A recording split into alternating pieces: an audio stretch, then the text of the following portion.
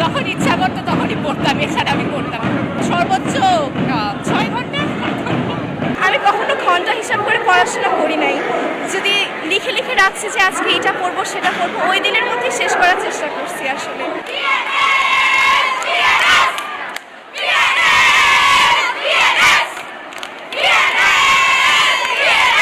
ভবিষ্যৎ পরিকল্পনা প্রথমেই কলেজ আসে, কলেজটা আমি ফিকারুন্নিসাতেই করবো।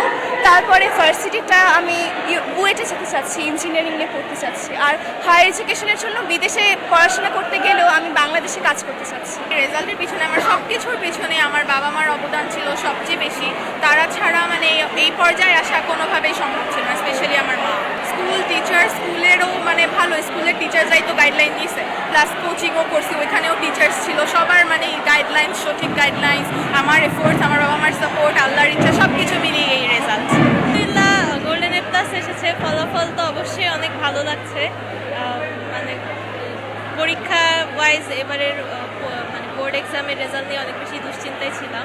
সো এই গোল্ডেন এ প্লাসটা অবশ্যই আমার ফ্যামিলিকে ডেডিকেট করতে চাই, বিশেষ করে আমার মাকে।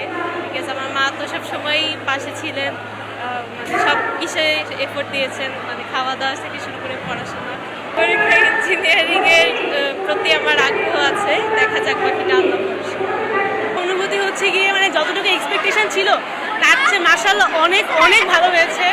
আর হচ্ছে এর পিছনে তো টিচারদের অবদান আছে, তার বাবা মার সাপোর্ট, নিজের চেষ্টা, সব কিছু মিলাই। আজকে আসলে একটা মিক্সড ফিলিং। আমি অনেক নার্ভাস ছিলাম রেজাল্টের কয়েক মিনিট আগেও, কিন্তু আলহামদুলিল্লাহ গোল্ডেন এসেছে, তো এখন অনেক শান্তি লাগছে, আসলে আনন্দ অনুভূতি হচ্ছে। আমার বাবা মাকে সবচেয়ে বড় অবদান, ওনাদের জন্য আজ এত 10টা বছর কষ্ট করে আমি আজকে এই পর্যায়ে এসেছি।